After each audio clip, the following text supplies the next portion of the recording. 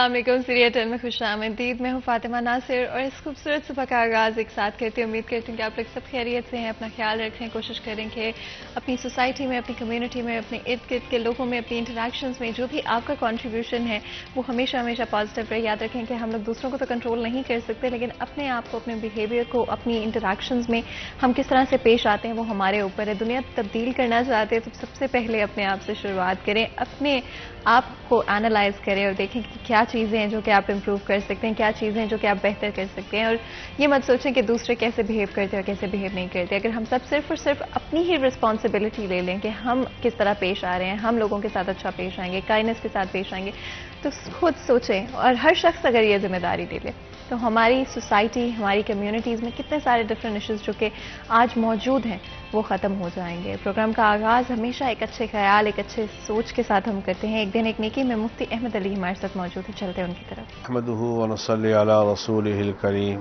اما بعد، میرے دوستوں، بزرگوں، بھائیوں، آج ہمارے اللہ ہم سے ناراض ہیں. آج ہمارے اللہ ہم سے ناراض ہیں. دیکھیں کتنی بڑی آفت آئی ہے مسلمانوں پر، خصوصاً پاکستانیوں پر. تو اس کا تقاضا تو یہ تھا کہ ہماری مسجدیں نمازیوں سے بھر جاتی، لیکن اللہ کی قسم بجائے نمازیوں میں اضافہ ہونے کے نمازیوں میں کمی آ رہی ہے. جب تک ہم توبہ نہیں کریں گے. وَقُلْتُ اسْتَغْفِرُوا رَبَّكُمْ إِنَّهُ كَانَ غَفَّارًا. اللہ فرماتے ہیں اللہ سے اپنے گناہوں کی بخشش طلب کرو. جب تک ہم اجتماعی توبہ نہیں کریں گے تب تک اللہ ہم سے ناراض ہی رہیں گے. اس لیے میں اپنے وزیر اعظم صاحب سے التماس کروں گا امت کو اجتماعی توبہ پہ لگا دیں، مدد بھی کریں اور یہ بھی کہیں یار توبہ کرو. اللہ مجھے بھی آپ کو بھی سچی توبہ کرنے کی توفیق عطا فرمائے. وآخر دعوانا الحمدللہ رب العالمین. اسی سوچ، اسی خیال کے ساتھ آج کے پروگرام کا آغاز کریں گے. ہم ہمیشہ کوشش کرتے ہیں کہ اپنے پروگرام کے سٹارٹ میں ایک ٹون سیٹ کریں، نہ صرف پروگرام کے لیے بلکہ آلسو ہمارے باقی کے دن کے لیے. جب آپ دن کو شروع ایک پازیٹیو ایٹیٹیوڈ، ایک پازیٹیو سوچ، پازیٹیو خیالات کے ساتھ کرتے ہیں تو مجھے لگتا ہے کہ وہ ہمیشہ آپ کے دن میں ریفلیکٹ کرتا ہے، ٹرانسلیٹ کرتا ہے آپ کے دن میں باقی کا آپ کا دن کیسا گزرتا ہے. ڈفرینٹ طرح کی چیزیں جن کے ساتھ آپ کو ڈیل کرنا پڑتا ہے اس کو کس طرح سے آپ فیس کرتے ہیں. اسی وجہ سے ہر دن کا آغاز ایک اچھی سوچ کے ساتھ کریں، ایک اچھے پازیٹیو ایٹیٹیوڈ کے ساتھ کریں. اور جو بھی مسائل، جو بھی چیلنجز آپ کو اس دن میں فیس کرنے پڑتے ہیں کوشش کریں کہ ان کو اپ فرنٹ فیس کریں. ڈرے نہیں، گھبرائے نہیں اور نیگیٹو بالکل مت سوچیں. اور کہیں پر اگر نیگیٹو محسوس بھی ہو تو اس فیلنگ کو جو جتنا جلدی ہو سکے کوشش کریں کہ جانے دیں. روز آپ کو پتہ ہے ہماری کوشش رہتی ہے کہ ویدر کے حوالے سے ضرور بات کریں. ہمارا سیگمنٹ ہوگا ٹوڈیز ویدر، جس میں بات کریں گے موسم کے حوالے سے.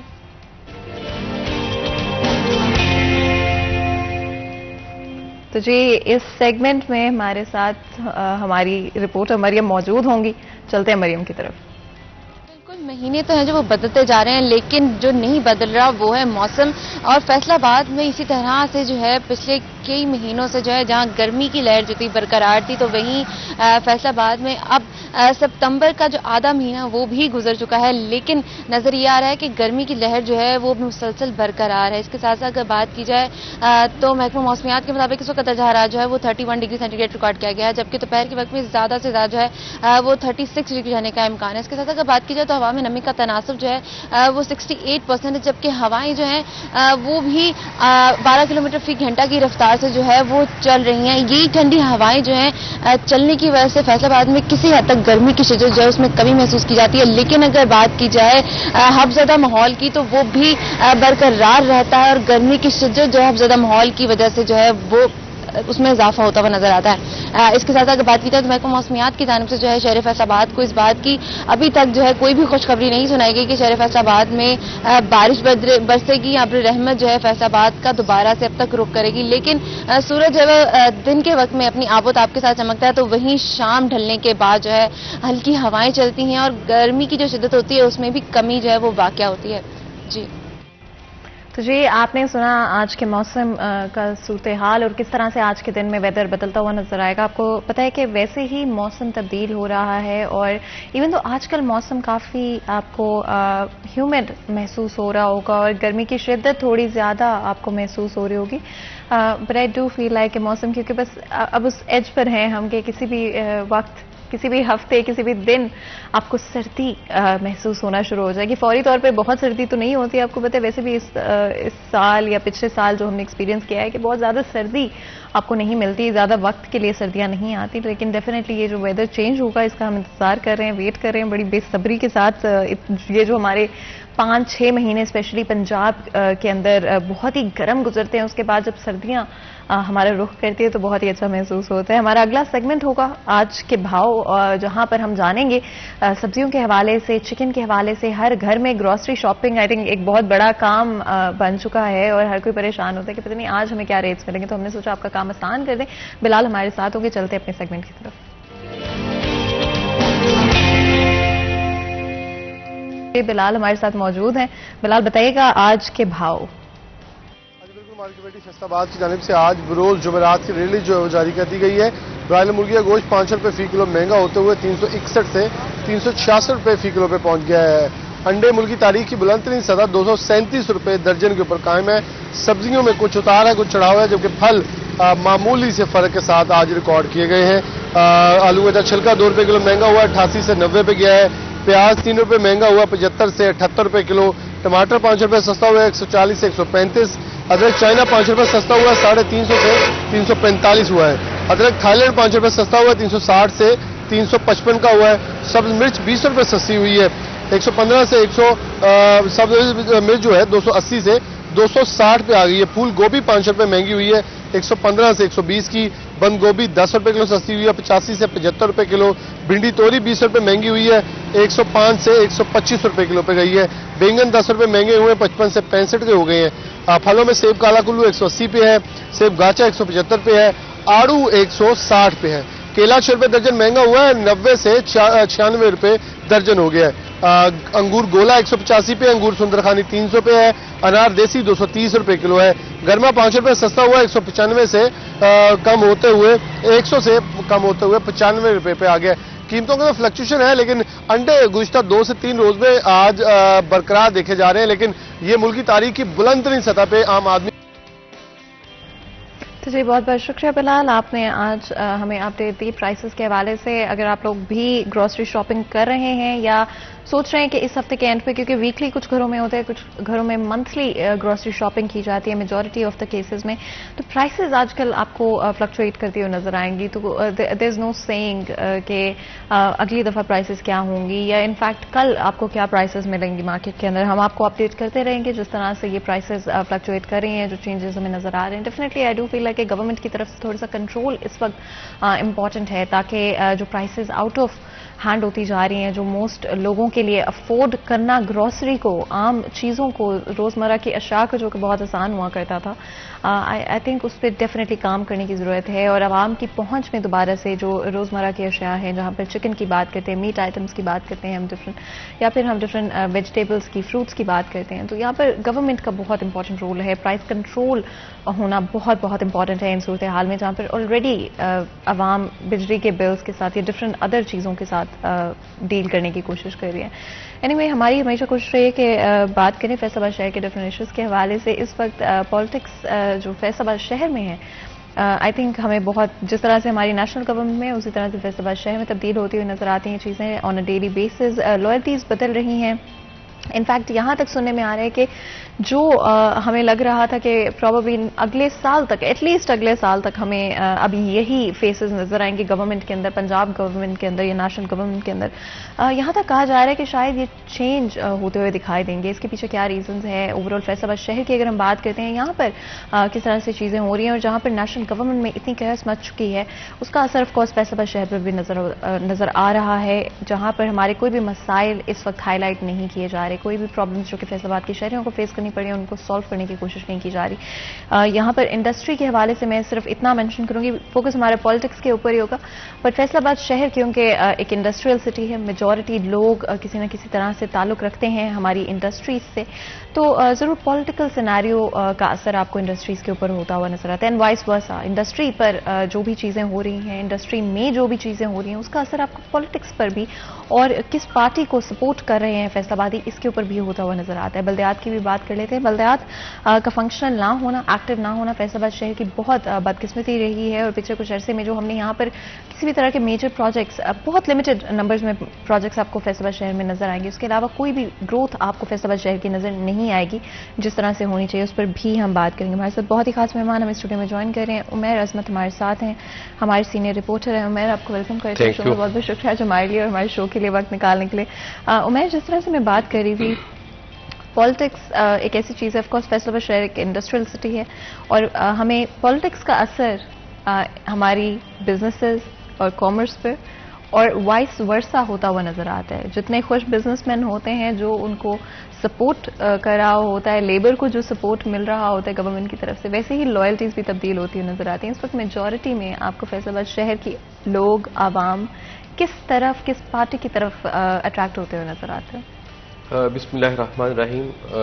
अवाम की जो दिलचस्पी वो किस जमात की जा रही है वो तो मैं बाद में बात करूंगा, लेकिन सबसे पहले जिस तरह आपने बात की है कि फैसलाबाद एक इंडस्ट्रियल सिटी है, तो फैसलाबाद की इंडस्ट्री से मैं बात करूंगा, शुरू करूंगा। ये वो शहर है जहां से पाकिस्तान की जो टेक्सटाइल की बरामदात है मजमूई तौर पे उसका तकरीबन 75 to 70% जो है वो सिर्फ इस फैसलाबाद शहर से होता है, और ये एक बड़ा सनती हब है इस 22 करोड़ आबादी के मुल्क का। लेकिन इस वक्त एक बार फिर जो फैसलाबाद की इंडस्ट्री है वो ज़बू हाली का शिकार हो चुकी है। सैकड़ों की तादाद में जो छोटे यूनिट्स हैं वो बंद हो चुके हैं, पावर रूम्स बंद हो रही हैं, एम्ब्रॉयडरी सेक्टर जो है वो भी बंद हो रहा है। और मैं बिलखुसूस ये बात करूं कि जो छोटा सनतकार है या छोटी इंडस्ट्री जो है, कॉटेज इंडस्ट्री जो है, वो बुरी तरह से मुतासिर हो रही है, क्योंकि ये जो हालात गए हैं या इस वक्त चल रहे हैं उसमें चाहे आप डॉलर की प्राइसेस ले लें, मुल्क में सियासी अदम इस्तेहकाम ले लें, जो सैलाब की सूरत हाल है वो ले लें, बिजली के जो भारी बिल हैं वो हों, फिर रॉ मटेरियल की बेलगाम या बढ़ती हुई कीमतें हैं जो कि दुनिया के मुख्तलिफ ममालिक से इम्पोर्ट होकर आता है। हमारी फिर कपास की या कॉटन जो है फसल वो सैलाब के बाइस तबाह हो गई, कुछ पहले ही हमारे पास कमी थी। ये बहुत सारे फैक्टर्स हैं जिन्होंने मिलके इस इंडस्ट्री को, फैसलाबाद की इंडस्ट्री को तबाही की तरफ धकेल दिया है।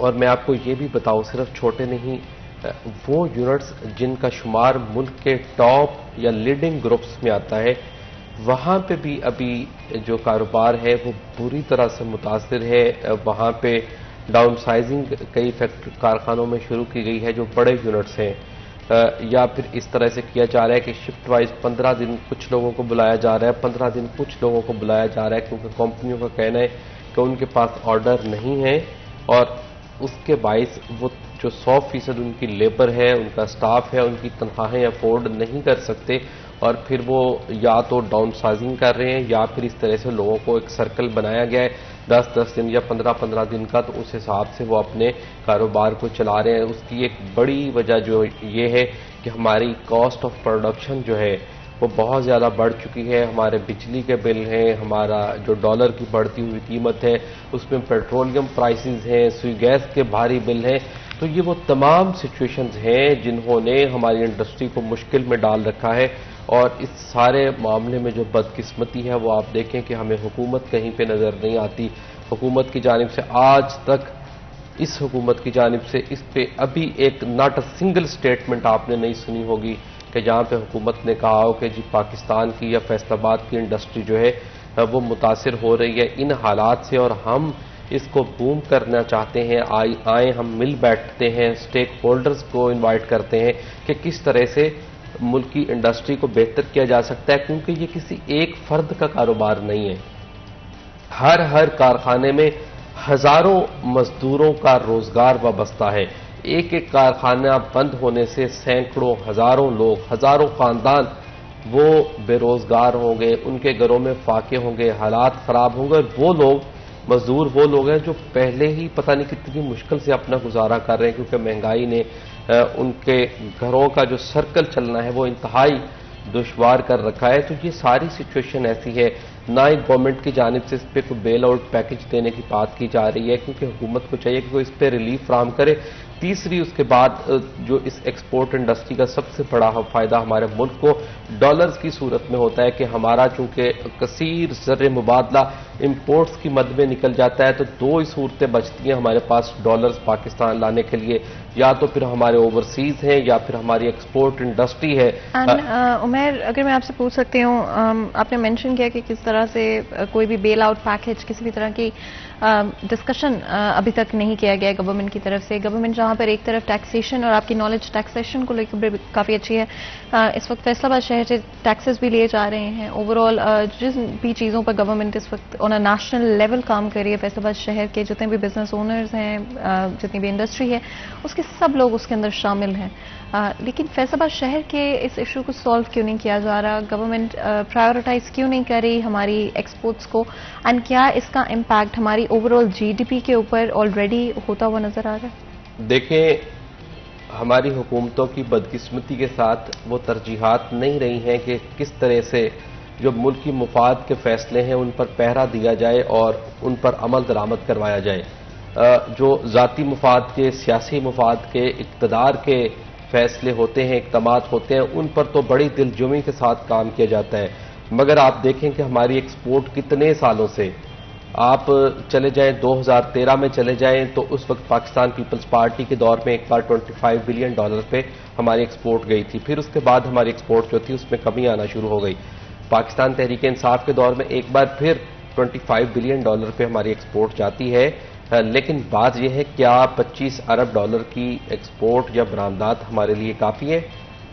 आप देखें कि बांग्लादेश जो है, वहाँ पे गुज़श्ता माली साल के दौरान जो टेक्सटाइल एक्सपोर्ट है वो मोर देन $40 बिलियन होती है। सिर्फ टेक्सटाइल की एक्सपोर्ट बांग्लादेश से $40 अरब से ज़ायद हो जाती है। वहाँ पे कपास की उतनी ज़्यादा पैदा नहीं होती, हमारे तो फिर भी चले कुछ ना कुछ ज़रूरत हमारी पूरी हो रही है। तो ये पॉलिसीज़ का फ़र्क है। इस पे जो पैदावारी लागत है वो हमें कम करना होगी। आप देखें, बांग्लादेश और इंडिया, भारत जो हमारा मद्दे मुकाबल है, तो वहाँ पे जो पैदावारी लागत है वो हमसे कई गुना कम है। वहाँ पे लेबर सस्ती है, वहाँ पे बिजली सस्ती मिलती है, वहाँ पे रॉ मटेरियल सस्ता है, हुकूमत की जानिब से स्पेशल रिलीफ फराहम किया जाता है इंडस्ट्री को। तो फिर वो लोग इस नहज पर पहुँचे हैं, इस काबिल हुए हैं कि वो अपनी एक्सपोर्ट को बढ़ा सकें। मगर आप हमारे यहाँ जो सूरत हाल है वो इससे कदरे मुख्तलिफ दिखाई देती है। गुज़श्ता हुकूमत की जानिब से इस हवाले से कुछ इक़दाम किए गए थे, PTI जब बरसर इक़्तिदार थी, लेकिन मौजूदा जो इस वक्त सूरत हाल है, तो ये इस वक्त जब से PDM बरसर इक़्तिदार आई है, तो उस वक्त से आप देखें ना सिर्फ मुल्क की इकानमी बल्कि जो मुल्क की सूरत हाल है वो नीचे की तरफ जा रही है, और नहीं सही कसर जो है वो सैलाब ने निकाल दी। GDP आपने जिस तरह से बात की, एहसन इकबाल साहब का 2-3 दिन पहले स्टेटमेंट था, उन्होंने कहा जी कि हमें खदशा है दिनों में जो हमारी GDP है वो 6% से 3% तक आ जाएगी। यानी कि GDP में आप कह लें कि 100% तक कमी होगी, 3% तक हमारी GDP ग्रोथ जो है वो आ जाएगी। एंड ये बहुत ही अफसोस की बात है, बिकॉज हम एक अच्छे ट्रैक पर जा रहे थे पहले, एंड जहाँ पर पॉलिटिकल चेंजेस किसी भी कंट्री में नॉर्मल होते हैं, और यू नो दैट्स समथिंग जो कि शायद हम कंट्रोल नहीं कर सकते। लेकिन आई थिंक सवाल यहाँ पर ये उठता है कि क्यों हमारी गवर्नमेंट हमारी GDP को फॉल करने दे रही है, और क्या एक्चुअली में उससे उनको नेक्स्ट इलेक्शंस में या जब भी वो पॉइंट आता है जहाँ पर अवाम को दोबारा फैसला करने के लिए हक मिलेगा दोबारा से, तो क्या होगा तब, और किस तरह से ये एक्सप्लेन कर पाएंगे GDP में जो फॉल अगर हमें देखने को मिलती है? यहाँ पर एक ब्रेक लेते हैं, ब्रेक के बाद हाजिर होते हैं। कहीं मत जाएगा, हमारे साथ रहेगा।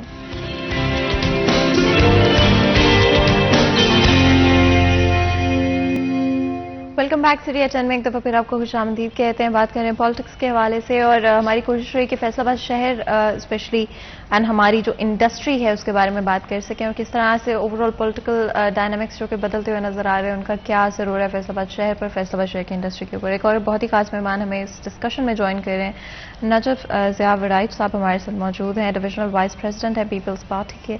आपको वेलकम करते हैं, बहुत बहुत शुक्रिया आज हमारे लिए, हमारे शो के लिए वक्त निकालने के लिए।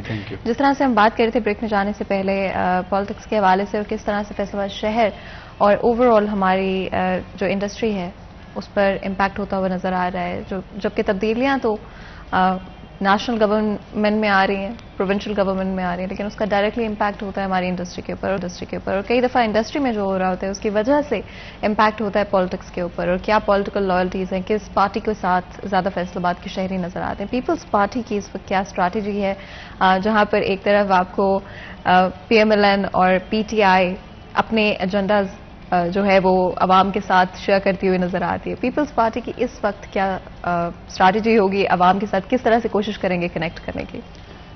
जी बिस्मिल्लाहिर्रहमानिर्रहीम। सबसे पहले आपके चैनल का शुक्रिया कि आपने मुझे मौका दिया। देखें जी, जैसे इस टाइम जो मुल्की हालात चल रहे हैं इसमें कोई शक नहीं है कि मुल्क बहुत ज़्यादा क्राइसिस में है। बिलखसूस ये इंडस्ट्रीज़ इस टाइम जो चल रही हैं, इसमें जो बिजली के प्राइसेस हैं या जो भी टैक्सेस लगे हुए हैं, ये एक हमारा मुल्क मुश्किलात में से गुजर है। पाकिस्तान पीपल्स पार्टी, चूंकि आपको पता है कि इस टाइम गवर्नमेंट वफाक में कोरिलेशन है हमारी मुस्लिम लीग नून के साथ। पाकिस्तान पीपल्स पार्टी हमेशा मजदूर की जमात रही है और इस टाइम हमें बहुत ज़्यादा टफ टाइम भी मिल रहा है, अवाम में भी लोगों से भी सुनने को मिल रही हैं। पर ये तमाम चीज़ों का अगर हम बैकग्राउंड पर जाएँ कि ये चीज़ें अगर किसी चीज़ को किया गया है जो पिछले 3 साल पाकिस्तान तरीके इंसाफ के चले हैं, उसमें जो लोगों को सब्सिडीज़ दी गई हैं जो कि आउटवे जाकर दी गई थी, उस वजह से मुल्क में बहुत ज़्यादा क्राइसिस पैदा हुए। अब जब मुश्किलात आए हैं तो मैंने एक दफ़ा पहले भी आपके चैनल को इंटरव्यू दिया था कि जब भी मुश्किल वक्त आता है उस वक्त ये मुल्क हमेशा इसकी बागडोर पाकिस्तान पीपल्स पार्टी को दी जाती है। और चूंकि पाकिस्तान पीपल्स पार्टी के पास दानिशवर लोग मौजूद हैं, कानूनदान मौजूद हैं, हमारा मुल्क दवालिया की तरफ जा रहा था और उसके मामलात को जो अभी हमें जो मुश्किल फैसले लेने पड़े हैं, हमें भी पता है कि अवाम इस टाइम क्राइसिस में है, पर ये बहुत मुश्किल हालात हैं, इसमें भी हमारी गवर्नमेंट को भी चाहिए, मैं बतौर एक पाकिस्तान पीपल्स पार्टी का वर्कर होने के नाते कि कम से कम अवाम को रिलीफ मिलना चाहिए, कुछ ना कुछ इतना ज़्यादा ना इनके ऊपर बर्डन डाला जाए कि कल को हमें वोट लेने में मुश्किलात हों। पीपल्स पार्टी का इस वक्त क्या स्टैंस है ओवरऑल सारे सिनारियो को लेकर, जहां पर क्लियरली नजर आ रहा है कि इकोनॉमिकली हम सफ़र कर रहे हैं? आपका क्या स्टैंस है कि आप सपोर्ट करते हैं जो डिसीजंस इस वक्त नेशनल गवर्नमेंट में लिए जा रहे हैं या प्रोविंशियल गवर्नमेंट को लेकर जो लिए जा रहे हैं? देखिए, एक तरफ है अपनी बका, अपनी जमात की बका, एक तरफ है मुल्क की बका, और मुल्क की बका के लिए अगर कुर्बानी देनी पड़ रही है तो हमें इस पर कोई एतराज़ नहीं है। मुल्क की बका भी बचाना है। अगर आज आप और हम खुशहाल हैं, मुल्क है तो सब कुछ है। चूंकि जो पिछले 3 साल गुजरे हैं, अब आप बताएं कि हमें आज से तकरीबन 6 माह पहले इस लेवल पर हम जा चुके थे कि पाकिस्तान तरीके इंसाफ का कोई नाम लेने को भी तैयार नहीं था, पर मुल्क के मुश्किल हालात में आकर इस मुल्क को इन्होंने फेस किया और जो मुश्किल डिसीजंस लिए हैं, जो कि मैं भी समझता हूं कि जो कि अवाम के लिए ठीक नहीं है, पर ये हमें कड़वी गोली खानी पड़ेगी जी, क्योंकि इस मुल्क को बचाना है। अगर ये मुल्क बच गया तो सब कुछ है। उमर, एग्री करते हैं आप? आपको लगता है मुल्क बच रहा है इस वक्त? मुझे नहीं ऐसा लग रहा कि कोई बेहतरी आ रही है, क्योंकि आप देखें गवर्नमेंट का कहना था कि अगर हमें बाहर से IMF से डॉलर मिल जाएंगे तो डॉलर प्राइसेस नीचे आ जाएंगी, मुल्क बेहतरी की जानिब चल पड़ेगा, हमें जो डॉलर्स का शॉर्टफॉल है वो क्लियर हो जाएगा, हमें जो बैरून मुल्क से होने वाली इंपोर्ट्स की, पेट्रोलियम मसनूआत की इंपोर्ट्स की अदायगियाँ करनी पड़ेंगी, वो उसमें हमें आसानी हो जाएगी। लेकिन आप देखें 1 या 2 दिन उसकी प्राइस में कुछ हद तक कमी हुई है, लेकिन उसके बाद फिर से ग्रेजुअली जो डॉलर की प्राइस है वो फिर बढ़ना शुरू हो चुकी है। मैं नहीं समझता कि इसका अवाम को कोई फ़ायदा होगा। हुकूमती सतह पे कुछ फ़ायदा हो तो उसके लिए मैं कुछ कह नहीं सकता, लेकिन अवामी सतह पे मुझे इसका कोई मुफाद अवाम तक पहुंचता دکھائی نہیں دے رہا. آپ دیکھیں ڈالر کی پرائسز روزانہ 2 سے 3 بار بڑھ رہی ہیں. اس کا اثرات ہمارے جو قرضے ہیں ان پر کتنے زیادہ پڑ رہے ہیں. ہمیں اتنے ڈالر ملے نہیں ہیں جتنا زیادہ ہمارا نقصان ان کی وجہ سے اس کے بعد جو ہمیں IMF کی شرائط ماننا پڑی ہیں, جو عوام کو ملنے والا تھوڑا بہت سبسڈیز کی صورت میں ملنے والا ریلیف تھا ہمیں وہ اٹھانا پڑا ہے. ہمیں ٹیکس سلیبس کم کرنے پڑے ہیں. ہمیں اس کے ساتھ ساتھ پیٹرولیم لیوی جو پیٹرولیم مصنوعات پہ وہ عائد کرنا پڑی ہے. ہمیں پیٹرولیم پہ GST اور دیگر ٹیکسز لاگو کرنا پڑے ہیں. اور آپ اوورآل صورتحال دیکھ لیں, آپ بلز دیکھ لیں, ہمیں بلوں میں بجلی کے یا گیس کے بل تھے ہمیں ان میں ٹیکسز کی شرح بڑھانا پڑی ہے. ہمیں ان میں جو یونٹس پہ ملنے والا ریلیف تھا وہ سلیبس ختم کرنا پڑے ہیں. ہمیں اب سٹل جو آخری یونٹ کو ریٹ لگے گا وہی پہلے کو لگانا پڑے گا. تو یہ ساری وہ سچویشنز ہیں, یہ وہ سارے حقائق ہیں جن کا عوام کو براہ راست نقصان ہوا ہے. عوام کا اس میں 1% بھی فائدہ مجھے نظر نہیں آیا. فراج صاحب اس پہ ضرور کامنٹ کیجیے گا. جس طرح عمیر نے کہا کہ اس وقت عوام اسٹرگل کرتے ہوئے نظر آتی ہے. GDP انفیکٹ جس طرح عمیر آپ نے مینشن بھی کیا کہ فال ہوگی اراؤنڈ 100%. تو یہ کس طرح سے عوام کے لیے اچھا ہو سکتا ہے, کس طرح سے ہماری اکانومی کے لیے اچھا ہو سکتا ہے؟ دیکھیں ملک کی اکانومی ہمیشہ جو ڈپینڈ کرتی ہے وہ ڈالر کے اوپر. عمیر بھائی کی بات بہت اچھی ہے کہ جب تک ملک میں ڈالر سٹیبل نہیں ہوگا اس وقت تک ہم اس کو کنٹرول نہیں کر سکتے. پر میں نے آگے آپ کو عرض کیا کہ بطور اگر میں عوام کے طور پر دیکھوں تو ہمیں یہ اعمال اچھے نہیں لگ رہے. ہم خود پبلکلی بندے ہیں, ہم نے عوام میں جانا ہے, ہمیں خود نہیں یہ چیزیں. پر بات ایک طرف یہ آتی ہے کہ ایک طرف ہے اپنی بقا, ایک طرف ہے ملک کی بقا. ملک کی بقا کے لیے یا تو یہ گورنمنٹ, عمیر صاحب سے بھی میں یہ کہتا ہوں, یا تو یہ گورنمنٹ اپنے گھر لے کر جا رہی ہے, ملک کو بھی تو بچانا ہے نا جی. ڈالر کو ڈالر اس وقت سٹیبل ہوگا جب ملک کی اکانومی سٹیبل ہوگی. اچھا, تو کیا آپ کہیں گے کہ آج جو کرنٹ اکنامیکل سچویشن ہے, جب پہلے آپ بات کر رہے تھے تو آپ نے مینشن کیا کہ کس طرح سے جو پچھلے 3 سال میں کیا گیا, اور آپ نے 2-3 دفعہ اس چیز کا ذکر کیا, آپ کو کمپلیٹلی بلیم کرتے ہیں PTI کو آج کی صورتحال کے لیے؟ دیکھیں میری بات سنیں, ایک بندے کی نو ڈاؤٹ اس میں کوئی شک نہیں کہ عمران خان صاحب کے پاس سسٹم عوام کی بڑی پاور ہے. پر میں یہ کہتا ہوں کہ کوئی اس بندے نے 3 سال میں جو کنٹینرز پہ باتیں کی تھی کوئی ایک بات بھی پوری کی ہو, ملک کو کوئی ریلیف دیا ہو. باتیں تو آئی تھنک ہر کوئی الیکشن سے پہلے یا اقتدار میں آنے سے پہلے ہمارے ملک میں یہ آئی تھنک رہا ہے, ایک ٹریڈیشن رہا ہے آئی گیس, کہ باتیں کی جاتی ہیں اور کرٹیسائز بھی کیا جاتا ہے دوسری پارٹیز کو. بٹ ایکچولی میں جب آپ اقتدار میں آتے ہیں تو آئی تھنک سچویشن مینج نہیں ہوتی. وزیر خزانہ صاحب سٹیٹمنٹس دیتے رہے ہمیں ایک بار اقتدار دیں, دیکھیں ہم آپ کو بجلی کی قیمتیں کم کر کے دکھائیں گے. اچھا, اس میں پیٹرولیم مصنوعات کی قیمتیں کم کر کے دکھائیں گے. دیکھیں یہاں تو پھر ہم ایاک نعبد کا نعرہ نہ لگائیں.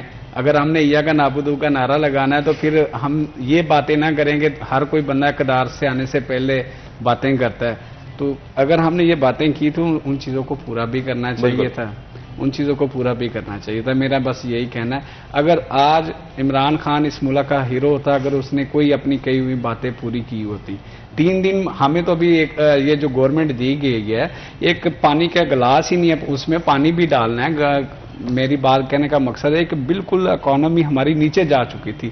سری لنکا سے پہلے ہم لوگ دیوالیہ ہو رہے تھے. اب ملک کی بقا کے لیے ہم نے اس ملک اور ڈالر کو لوگوں کو تھوڑا سا سفر کرنا پڑے گا, پر انشاءاللہ تعالی بہتری کی طرف یہ جائے گا اور بہت زیادہ امید ہے. کم از کم یہ نہیں ہم بڑھ کے نہیں مار رہے. تو یعنی کہ آپ اس وقت جو بھی نیشنل گورنمنٹ میں اسپیشلی جو فیصلے کیے جا رہے ہیں ان کے ساتھ اگری کرتے ہیں؟ دیکھیں جی, پاکستان پیپلز پارٹی کے وزیر خارجہ ہیں بلاول بھٹو صاحب. آپ کو ابھی بھی دیکھیں, میرا نہیں خیال کہ یہ پچھلے 3 سے 5 سال شاہ محمود قریشی صاحب, چونکہ ہمارے بھی وہ وزیر خارجہ رہے, ینگسٹر ہے, باہر جا رہا ہے لوگوں کے ساتھ.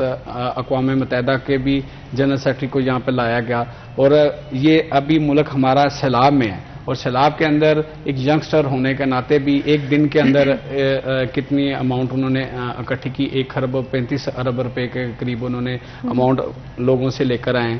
یہی بلاول ہے جن کو لوگ باتیں کرتے تھے. اب وہی بلاول ہے جو انٹرنیشنل لیول پہ لوگوں کی آنکھوں میں ڈال کے بات کرتا ہے اور انگلش میں اسپیچ کرتا ہے اور لوگوں کے ساتھ بات کرتا ہے. بالکل. اس سے پہلے کہ مزید گفتگو کریں ایک بریک لیتے ہیں, کہیں مت جائے کہ ہمارے ساتھ رہے.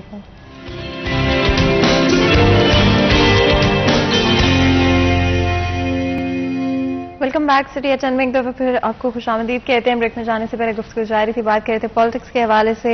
जो हमें सिचुएशन इस वक्त नजर आती है नेशनल गवर्नमेंट में और किस तरह से वो इम्पैक्ट कर रही है आपकी, मेरी और हम सब की डेली लाइफ के ऊपर, एंड क्या हम अफोर्ड कर सकते हैं बाइंग पावर के ऊपर, किस तरह की क्वालिटी ऑफ लाइफ लोगों की आ जाए, एम्प्लॉयबिलिटी इस वक्त क्या है मार्केट के अंदर, और किस तरह से लेबर मिडिल क्लास इस वक्त स्ट्रगल करती हुई नजर आ रही है। इनफैक्ट हमारी इंडस्ट्री, फैसलाबाद शहर की इंडस्ट्री सबसे ज्यादा इम्पैक्ट होती हुई नजर आती है, चाहे वो हम बिजनेस ओनर्स की बात करते हैं, चाहे हम लेबर की बात करते हैं, जितने भी लोग एसोसिएटेड हैं हमारी फैसलाबाद शहर की इंडस्ट्री के साथ, इस वक्त वो सब स्ट्रगल कर रहे हैं, इस वक्त वो सब सफर करते हुए नजर आते हैं। उमैर, अगर आप ब्रीफली इस बात पर कमेंट करें कि किस तरह से हमारी जो इंडस्ट्री में लोग शामिल हैं, लेबर है, मिडिल क्लास है, अब वक्त हर कोई परेशान नजर आएगा, चाहे वो हम इलेक्ट्रिसिटी प्राइसेस की बात करते हैं ओवरऑल, चाहे रोजमर्रा की जो अशाया हैं इवन उनकी अगर हम बात करते हैं, लोग अपनी ग्रॉसरी शॉपिंग जो महीने में पहले 2 से 3 दफा किया करते थे, अब 1 दफा भी करने से घबरा रहे होते हैं।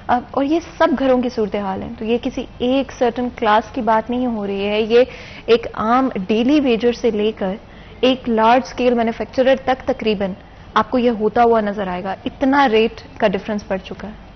आप देखें कि जिस तरह हमने पहले बात की है कि सबसे पहले अगर आपकी बाइंग पावर महदूद हो जाती है, आप अगर दुनिया में थोड़ा सा नज़र दौड़ाएं, अगर महंगाई होती है इस वक्त जो करंट सिचुएशन है, पहले तो जो तरक्की याफ्ता ममालिक हैं उनमें इन सब चीज़ों पे कंट्रोल काफ़ी ज़्यादा होता था, लेकिन जब से कोविड की लहर आई है तो उस वक्त से पूरे ग्लोबल सतह पे कुछ हालात चेंजेस हुए। लेकिन उसके साथ हुआ यह है कि अगर दुनिया में महंगाई होती है तो उसके साथ हुकूमतें या वो ममालिक जो हैं वो अपने अवाम की आमदन जो है वो बढ़ाते हैं। ये कोई तरीका नहीं है कि अगर महंगाई हो तो आपकी जो आमदन है वो भी कम हो जाए। तो सबसे पहला तो मेन पॉइंट ये है कि दुनिया के दीगर जो तरक्की याफ्ता ममालिक हैं वहाँ पे अपनी अवाम की या हुकूमतें जो है वो अपने सोर्स ऑफ इनकम को बढ़ाते हैं, लेकिन हमारे साथ यहाँ पे उलट हो रहा है। और बिलखुसूस गुज़श्ता कुछ महीनों से उसमें आप देखें कि हमारी एक्सपोर्ट कम हो रही है, हमारे मुल्क में अदम इस्तेहकाम चल रहा है, हमारी इंडस्ट्री बंद हो रही है, हमारी मार्केटों में कारोबार जो है वो डिक्लाइन का शिकार है, उसके साथ साथ लोग बेरोजगार हो रहे हैं। अगर सैलरीड पर्सनस की बात की जाए तो उस तरह से उनकी आमदन में इजाफा नहीं हुआ, बिजनेस भी उस तरह से फ्लरिश नहीं कर पा रहे कि लोगों की जो इनकम है उसमें इजाफा हो।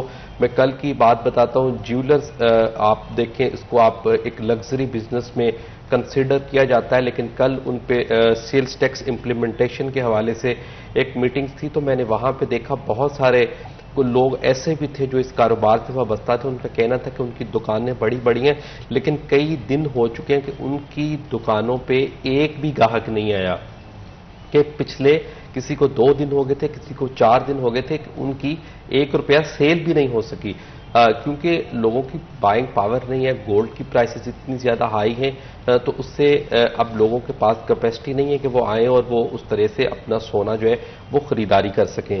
तो आप ये देखें, जहाँ पे सिचुएशन इस तरह हो, कपड़ा मार्केटों की भी फैसलाबाद की अगर हम बात करें तो सिचुएशन इसी तरह से है, लोगों की सेल्स में बहुत ज़्यादा कमी वाक़ हो चुकी है।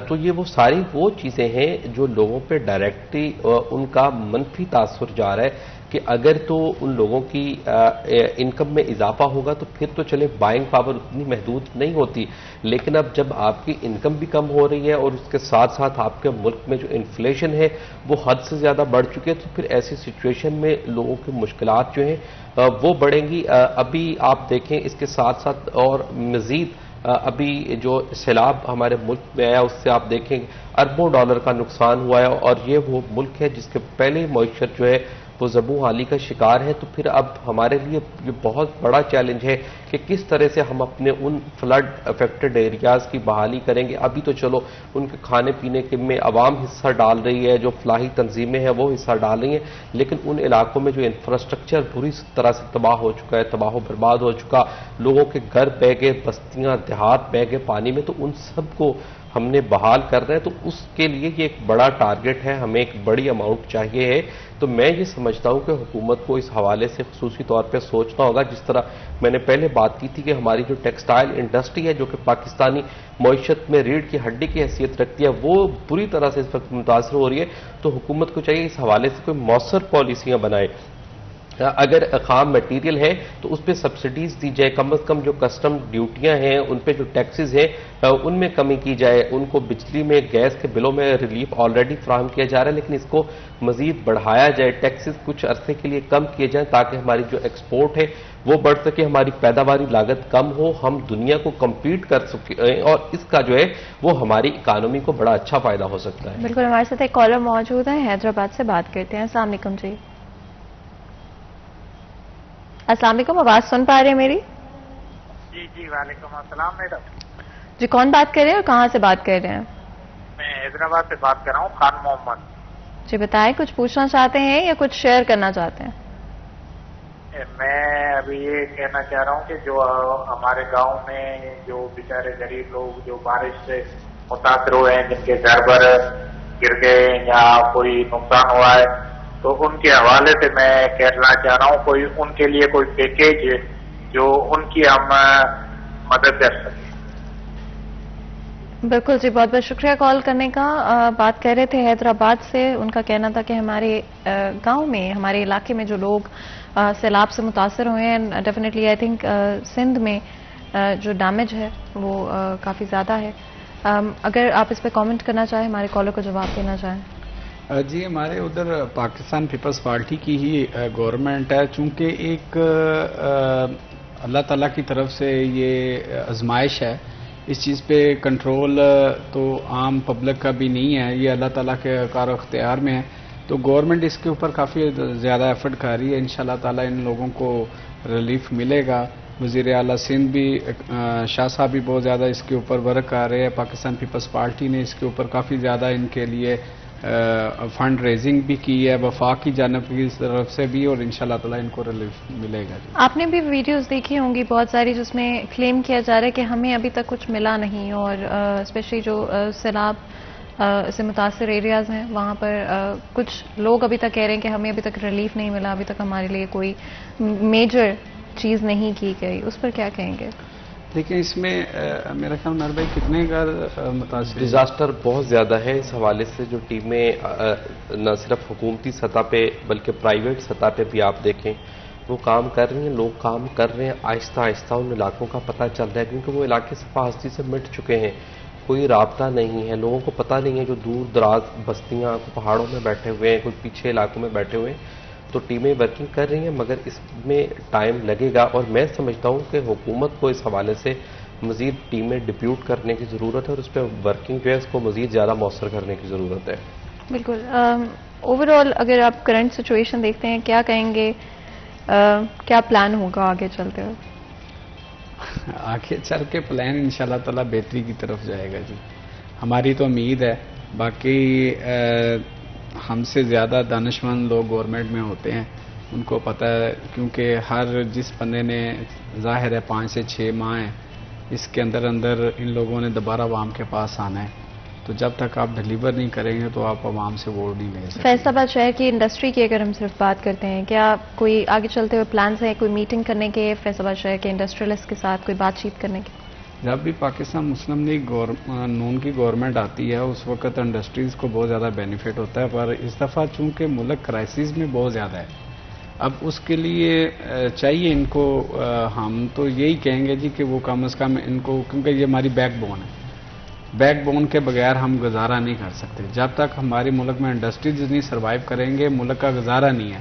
اب فیصل آباد کا پوری ایشیا کے سب سے بڑے انڈسٹریز یہاں پہ موجود ہیں، تو اگر ان لوگوں کو ریلیف نہیں ملے گا، یہ لومیں آج لوہے کا بھاؤ بک رہی ہیں، تو یہ ہمارے لیے بھی لمحہ فکریہ ہے، ہم چاہتے ہیں کہ ان لوگوں کو ریلیف دیں، ان کے بلوں میں میری اپنی گورنمنٹ سے التماس ہے کہ اس چیز کو دیکھیں اور عوام کو ریلیف دیں جتنا بھی دے سکتے ہیں، کیونکہ اس میں کوئی شک نہیں ہے کہ ملک کو بھی بچانا ہے پر ساتھ عوام کو بھی رکھنا ہے، کیونکہ ہم لوگ سیاسی آدمی ہیں، کل کو ہم نے لوگوں کے پاس جانا ہے، یہ نہ ہمارے لیے مشکلات کھڑی ہوں۔ عمیر کچھ ایڈ کرنا چاہیں گے؟ بالکل، میں اس حوالے سے اگر صرف ہم ایکسپورٹ کے حوالے سے یا ملکی انڈسٹری کے حوالے سے، سب سے پہلے تو حکومت کو اپنی پالیسیوں پر نظر ثانی کرنی ہوگی، بالخصوص وہ پالیسیاں جو کہ کاروبار دوست ہوں، بزنس دوست ہوں، ان پہ عمل درآمد کرنے کی لانگ ٹرم پالیسیز پہ چلنے کی ضرورت ہے. بزنس کمیونٹی کے جو ریفنڈز ہیں ان کو بر وقت دینے کی ضرورت ہے. اس کے ساتھ ساتھ جس طرح میں نے پہلے بات کی ہے کہ جو را مٹیریل کی امپورٹس ہے اس پہ ہمیں کسٹم ڈیوٹیاں کم کرنی ہوں گی. ہمیں بزنس کمیونٹی کو کچھ سہولیات فراہم کرنا ہوگی تاکہ ہم جو عالمی سطح پہ ریٹس ہیں ان کو کمپیٹ کر سکیں. اس کے بعد ہی ہمارے پاس برآمدی آرڈرز جو ہیں وہ آئیں گے، ہماری انڈسٹری سٹینڈ ہو سکے گی اور اس کے ہماری معیشت پر مثبت اثرات پڑیں گے. اگر ہماری انڈسٹری ہی ڈکلائن کا شکار رہے گی تو اس سے ہماری معیشت جو ہے وہ مزید بری طرح سے متاثر ہوگی. تو ہمارے پاس سب سے بہترین آپشن وہ آئی ٹی سیکٹر میں ہو، وہ ٹیکسٹائل سیکٹر میں ہو، وہ خواہ کسی بھی سیکٹر میں ہو، تو سب سے پہلے ہمیں اپنی ایکسپورٹ کو بہتر کرنے کی ضرورت ہے. اس کے ساتھ ساتھ ہماری جو ایگریکلچر ہے اس کو بہتر کرنے کی ضرورت ہے، تو ہی ہماری سچویشن جو ہے وہ بہتری کی جانب جا سکتی ہے. اس وقت اگر گورنمنٹ کو ایڈوائز دیں، نیشنل گورنمنٹ یا پروونشل گورنمنٹس کو کیا ایڈوائز دیں گے؟ سب سے پہلے تو جو مشینری کی امپورٹس ہے، اس کے بعد خام مال کی امپورٹس ہے، اس میں یارن ہے، اس میں دیگر آئٹمز آ جاتی ہیں، ان پہ ڈیوٹیاں اور ٹیکسز کم کیے جائیں اور اس کے ساتھ بزنس کمیونٹی کو ریلیف فراہم کیا جائے. جو ان کی آمدن پہ لگنے والے ٹیکسز ہیں، جو دیگر ٹیکسز ہیں، فردر ٹیکسز ہیں، ان میں کمی کی جائے تاکہ کم جو پیداواری لاگت ہے اس کو کم کیا جائے. اس کے ساتھ ساتھ اگر آپ لوگ مہنگائی پہ قابو نہیں پا رہے، یا تو آپ عوام کو سبسڈیز فراہم کریں، بصورت دیگر ان کی جو آمدن ہے اس کو بڑھانے کے لیے اقدامات کیے جائیں، ان کی آمدن میں اضافہ کیا جائے تاکہ وہ اس مشکل صورتحال کا مقابلہ کر سکیں. آئی تھنک ہماری جو آج گفتگو رہی اس میں ڈفرینٹ ایسپیکٹ سے ہم بات کر پائے اور ہم نے کوشش کی کہ اسپیشلی اس وقت کیا سٹانس ہے ڈفرینٹ پولیٹیکل پارٹیز کا اس کو بھی ڈسکس کر پائیں اور ایکچولی میں عوام کے لیے کیا بہتر ہے اس کو بھی ہائی لائٹ کر پائیں. ملک کی اکانومی کو بچانا بہت امپورٹنٹ ہے اور اسی کے ساتھ عوام کے مسائل حل کرنا بھی بہت ضروری ہے. اگر آپ کی اکانومی کو بچانے کے چکر میں آپ کا مزدور بھوکا سو رہا ہے یا آپ کے جو شہری ہیں وہ یہ سوچ رہے ہیں کہ پتہ نہیں ہم کل اپنی گروسری افورڈ کر پائیں گے یا نہیں، یا کل ہم اپنے بچوں کی اسکول کی فیس دے پائیں گے یا نہیں، تو ایکچولی میں میٹر نہیں کرتا کہ نیشنل گورنمنٹ میں کیا ڈیسیژنز لیے جا رہے ہیں. عوام تو سفر کر رہی ہے، عوام تو اسٹرگل کر رہی ہے اور یہ بیسک نیسیسٹیز ہیں. اور چیزوں میں اسٹرگل کرنا، لگژری گڈس میں اسٹرگل کرنا اور بات ہے، اور بیسک نیسیسٹیز میں کبھی بھی کسی عوام کہیں کی بھی عوام کو، کہیں کے بھی شہریوں کو یہ نہیں سوچنا پڑنا چاہیے کہ ان کی بیسک نیسیسٹیز آف لائف پوری نہیں ہو رہی. بہت بہت شکریہ آپ دونوں کا آج ہمارے شو کے لیے وقت نکالنے کے لیے. یہاں پر چھوٹا سا بریک لیتے ہیں، کہیں مت جائے گا ہمارے ساتھ.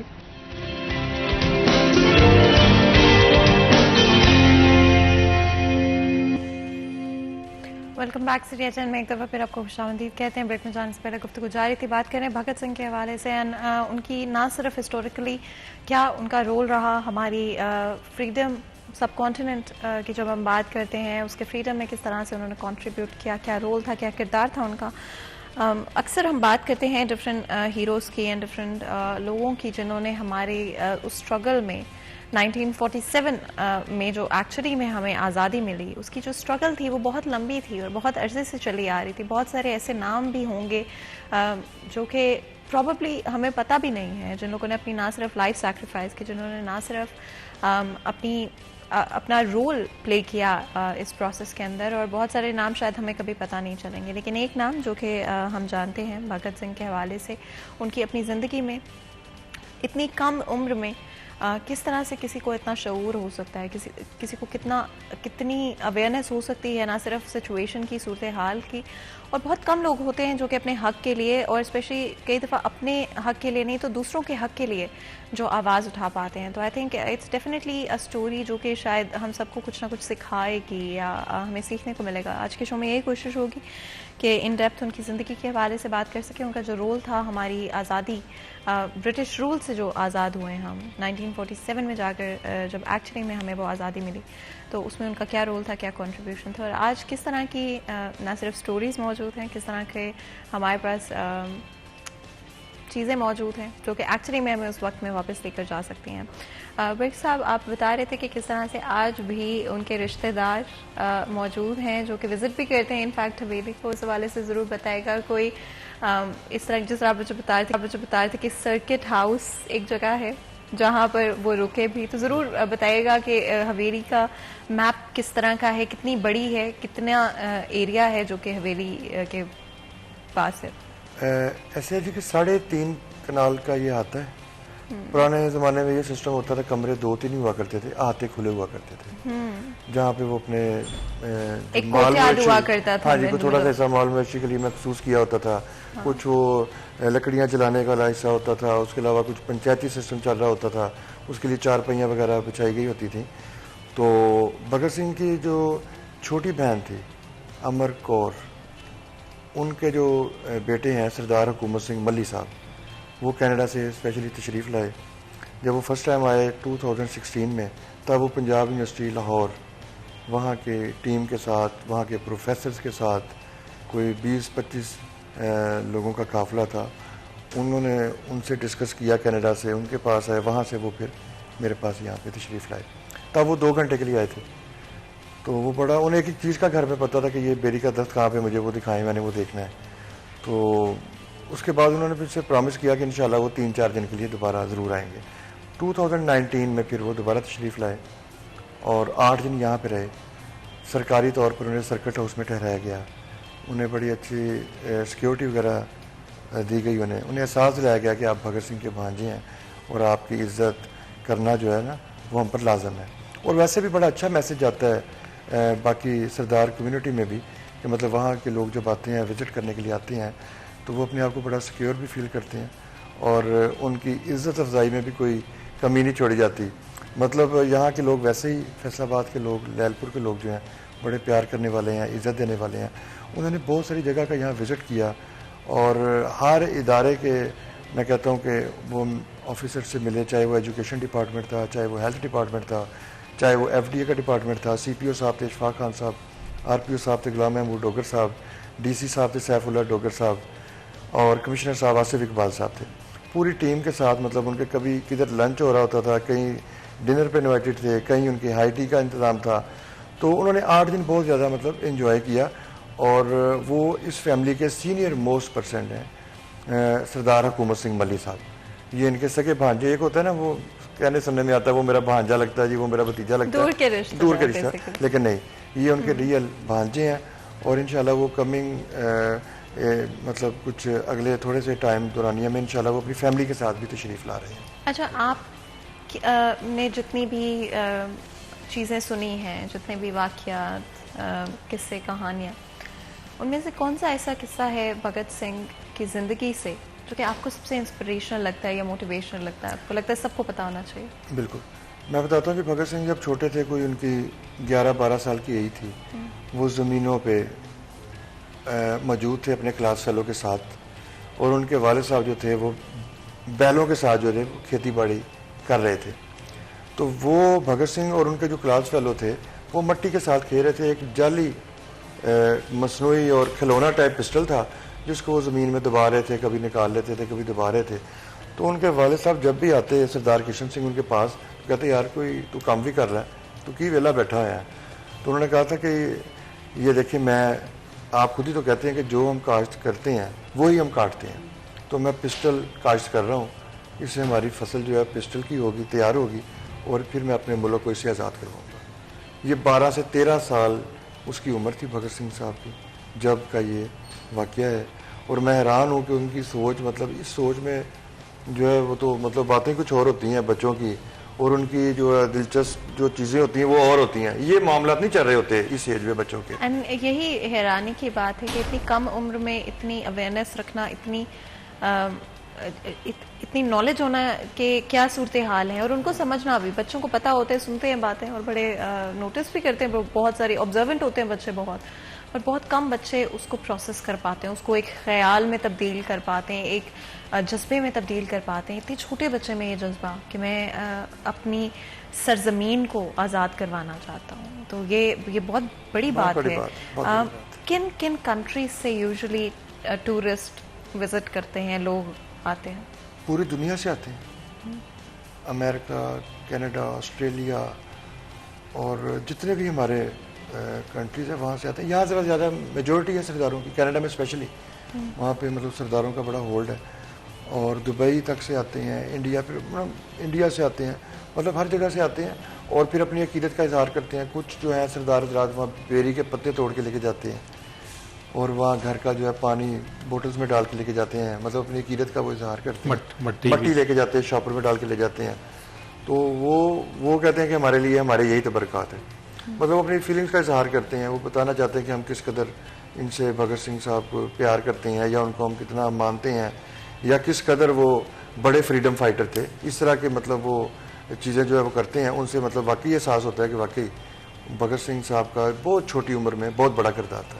اچھا میڈم, ایک جی میرا سوال ہے جی, کہ ادر دین سردار بھی کوئی لوگ آتے ہیں, یعنی سکھوں کے علاوہ بھی وہاں کچھ لوگ آتے ہیں؟ بالکل آتے ہیں. ہمارے اسٹوڈنٹس آتے ہیں, پروفیسرز آتے ہیں, وائس چانسلرز آتے ہیں, ہمارے بزنس کمیونٹی سے آتے ہیں, ہمارے بیوروکریٹ وہاں سے گزرے ہوتے ہیں. جب سائن بورڈ دیکھتے ہیں تو وہ وہاں پہ ایڈریس پوچھ کے باقاعدہ پہنچتے ہیں. اور پرائیویٹلی میں نے 2 ملازم رکھے ہوئے ہیں.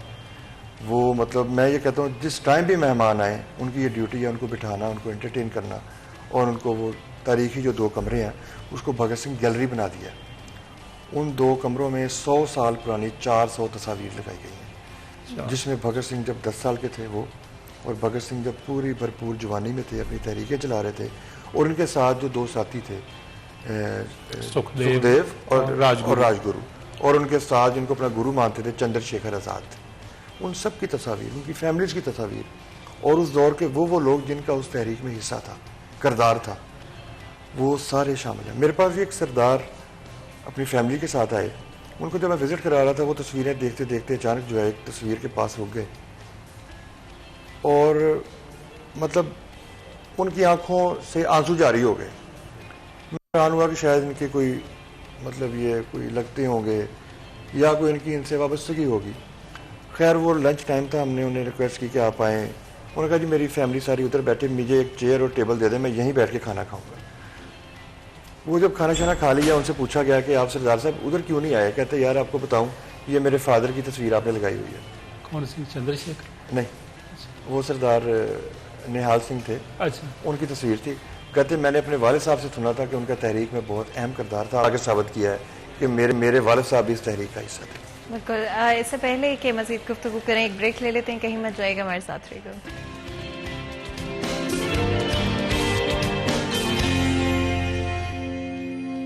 Welcome back. سیریہ چند میں ایک دفعہ پھر آپ کو خوش آمدید کہتے ہیں. بریک میں جانے سے پہلے گفتگو جاری تھی, بات کریں بھگت سنگھ کے حوالے سے. نہ صرف ان کی حویلی جہاں پر ان کی پیدائش بھی ہوئی, اور ان کے گاؤں کے حوالے سے بھی میں چاہوں گی کہ اس سیکشن میں ہم بات کریں, لیکن اس سے پہلے کہ ہم اس ڈائریکشن میں جائیں یہ ضرور بات کر لیتے ہیں کہ باقی کی ان کی جو زندگی کی کہانی رہی, اور اسپیشلی ایک دفعہ جب ان کو ڈیتھ سینٹنس دے دیا گیا تھا تو اس کے بعد کیا ہوا, کس طرح سے انہوں نے اپنی زندگی اور اپنی جو اسٹرگل تھی فریڈم کے لیے, آزادی کے لیے جو اسٹرگل تھی, اس کو اتنا آج کے وقت میں بھی ان کو یاد کیا جاتا ہے. ان کی اس کہانی کو, ان کی زندگی کو آج بھی یاد کیا جاتا ہے as an example, as an inspiration.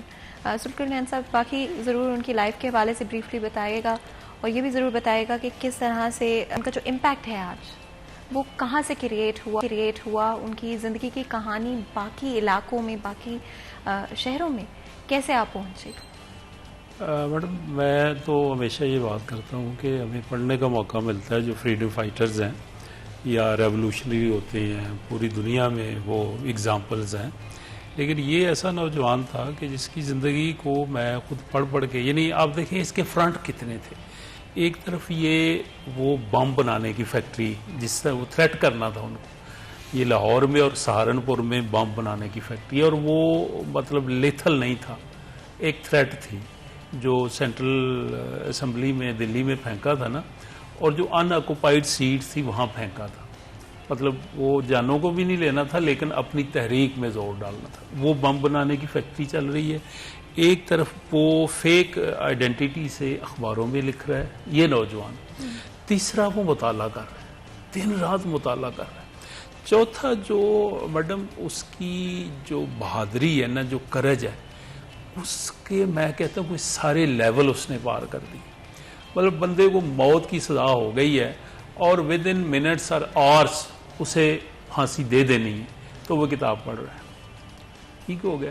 اور آخری خواہش کیا کرتا ہے کہ لیٹ می فنش دا بک.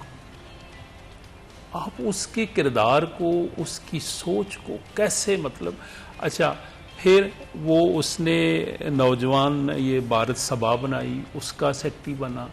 اچھا یہ جو گبیاں یہ چک وہ بھی چک ہے، یہ ریبے ان کا گاہ ہے 105 گبیاں. وہاں فضل حق تھا جو اس کا کلاس فیلو تھا، دوست تھا گبیاں والا. وہ 105 ریبے عربی اور یہ 105 جی بی گاب. اس کو بڑی اچھی نوکری مل گئی سرکاری اس کو فضل حق کو.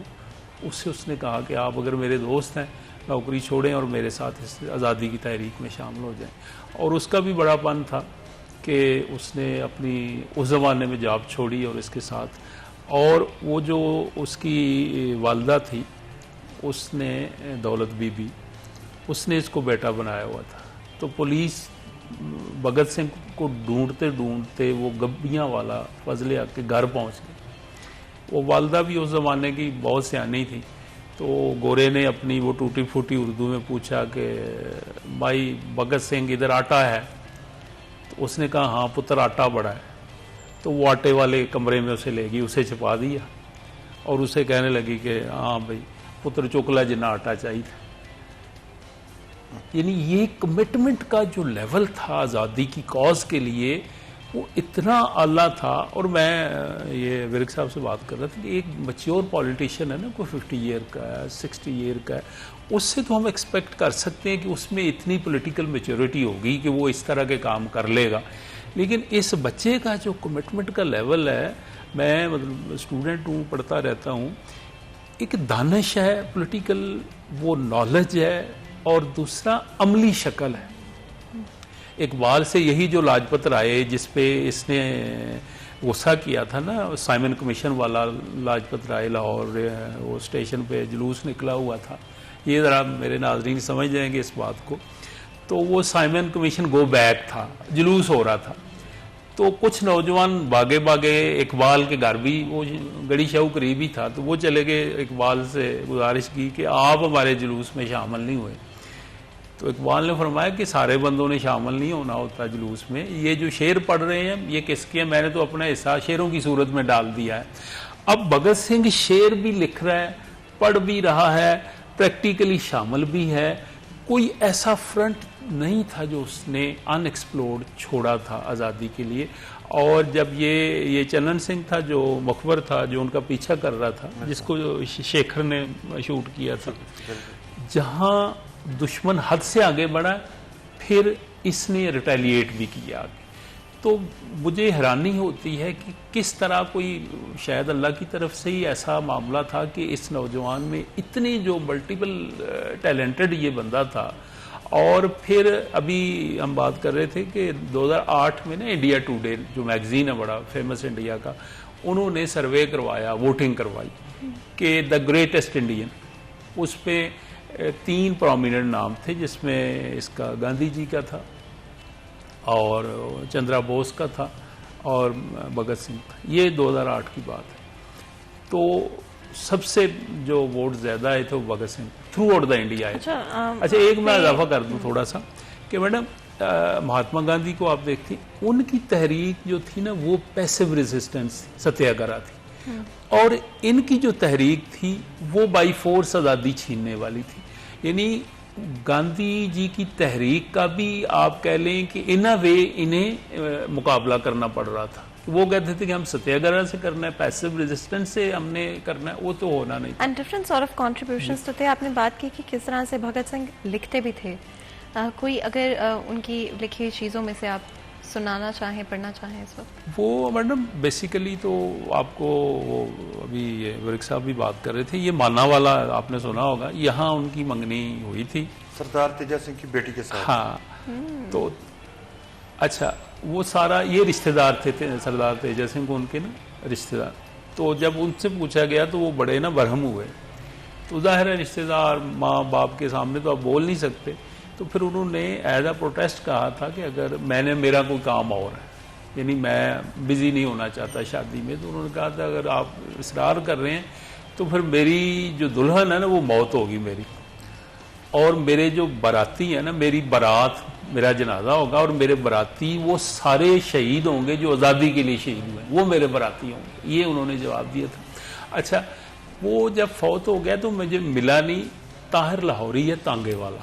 میں دیکھ رہا تھا, مجھے ملی نہیں. وہ گھوڑی نہیں لکھتے جو گانا ہوتا ہے, سنا ہوگا آپ نے گھوڑی, یہ گھوڑیاں گاتے بھی ہیں, گھوڑیاں گاتے بھی, ویر میرا گھوڑی چڑھیا, اس پہ بھی وہ جو بہنیں باغ فڑائی یہ وہ ہوتی ہیں نا, تو وہ کسی دکھ کے موقع پہ بھی گھوڑی, یعنی ایک اس کے جانے کے دکھ کے اظہار کو بھی گھوڑی کہتے ہیں.